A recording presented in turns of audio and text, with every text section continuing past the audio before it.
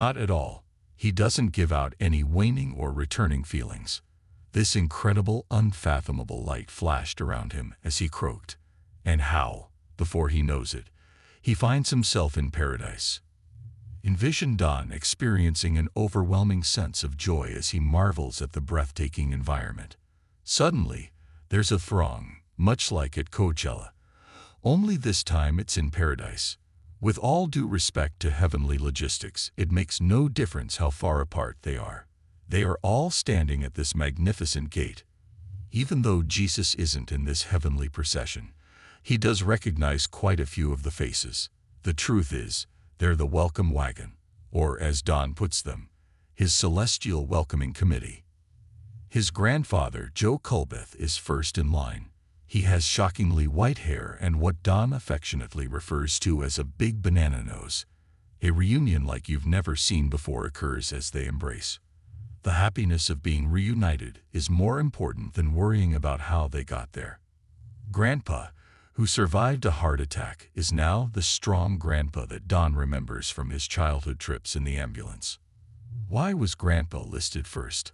I have no idea. Or maybe it's because Don witnessed his death. Regardless, the throng persists in arriving.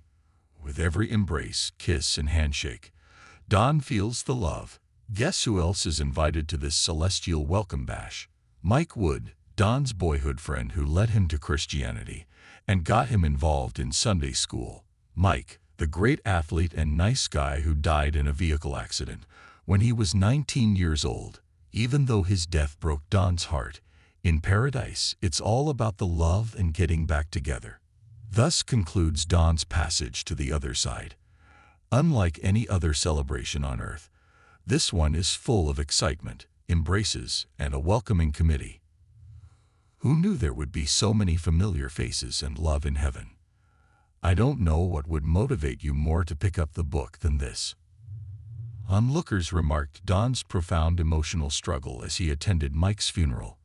I pondered why a faithful follower like Mike was abducted while the tears continued to pour down my face. In the years that followed, Don couldn't shake the recollections of the anguish and grief. Even while Mike wasn't an ever-present thought, he felt a pang of melancholy whenever he did. The story took a touching turn, though, when Don arrived in paradise. As he embraced Don heartily, Mike stood beside him, his excitement contagious. The once severe anguish and loss subsided in this heavenly domain. Don never did get an answer to his mystery of why Mike seemed so happy, but the sheer delight of being there let him forget about his problems. To him, it was an absolutely wonderful event. Don was greeted warmly by a plethora of heavenly beings, who all extended their hands to him individually. Calmness that transcended worldly manifestations was shown to him by the sheer multitude of happy faces. It was as if the celestial beings living there were bursting at the seams with vitality and excitement. Don decided to describe the event using earthly temporal references for the purpose of clarity, even though the idea of time was irrelevant in this otherworldly context. Barry Wilson, a high school classmate who had tragically drowned, and Don's great-grandfather were among the familiar faces among the welcomed souls. An unfathomable joy shone through their hugs and gestures. As they welcomed Don into this heavenly company, the assembled people sang praises to God and shared their joy. There were 2 teachers among the heavenly host who had instructed Don about Jesus. While Don strolled among these creatures, he saw a wide age range, from very young to quite old. They appeared to have a deep familiarity with one another now, even though they had never met on earth. Earthly words failed to capture the utter delight, elation, warmth, and total contentment that defined the celestial encounter, and Don found it difficult to put into words the sublime experience he had. Don was engrossed in the experience without feeling tired, even though the embrace, contact, laughter, and statements of thanks seemed to go on for what felt like an extended length. Despite the enormous size of Don's earthly family, which was famous for its loving reunions, the celestial assembly was unmatched. Don will be greeted at the gates of paradise by the same people who had attended his family reunions in Monticello, Arkansas. Heaven took many forms, but one thing was certain: it was the most magnificent gathering of loved ones ever. Don compared his sensory impressions in this heavenly dimension as a first-class banquet. His senses were assaulted by ferocious hugs, unspeakable beauty, and an otherworldly lightness and texture. The colors were more vibrant and stunning than anything he had ever seen. The depth of the experience made even tasting seem more magnificent than any earthly pleasure, even though Don couldn't remember tasting anything. Don had the unexplainable sensation of having entered a parallel universe. Being completely alive in this heavenly realm made even his happiest earth moments seem like child's play. As he tried to process the bizarre situation while standing before his loved ones, he found himself utterly dumbfounded. He thought he heard shouts of delight and enthusiasm, but he couldn't be sure. It appeared as though waiting and expecting were more of a state than a passing of time in this eternal heavenly dimension. Seeing the expressions on everyone's faces, Don knew that they had all been instrumental in his conversion to Christianity. He was a better disciple as a result of his spiritual development and the good impact they had on him. Their chats revolved around the sheer delight of being here in this remarkable environment, rather than delving into the details of their impact. Feeling overwhelmed, Don uttered a mere "I'm happy to be with you," a response that failed to capture the depth of his excitement at being welcomed and encircled by the people he loved. While in this paradisal condition, he had no qualms about abandoning his loved ones and material belongings, as if God had purged his mind of all negativity and anxiety. The familiar faces were just as they seemed on earth, but their excitement was palpable.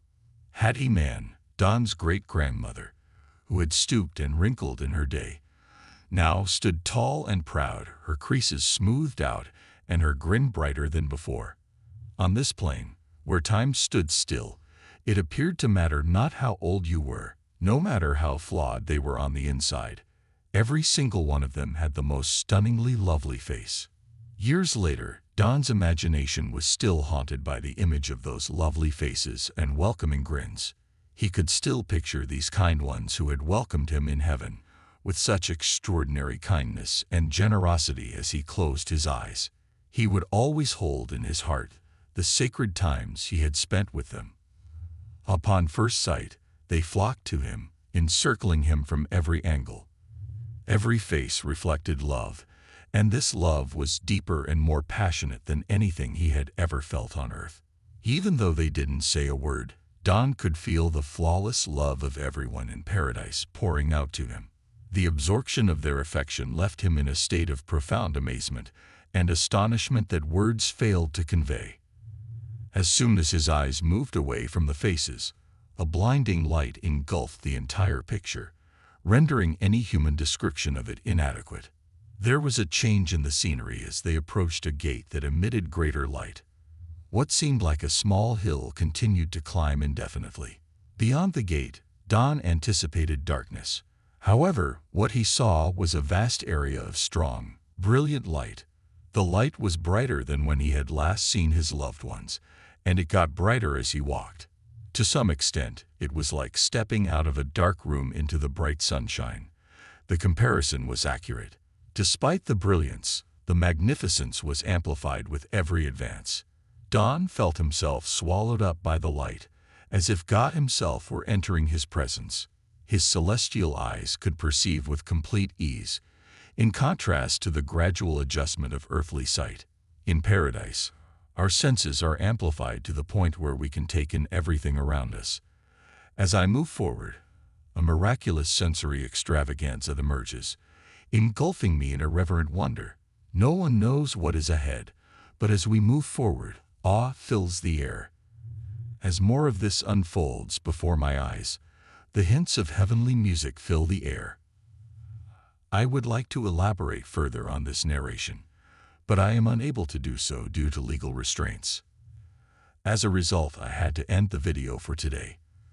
Among the many novels I've read, this one stands out as one that you should read. Leave a comment with your thoughts.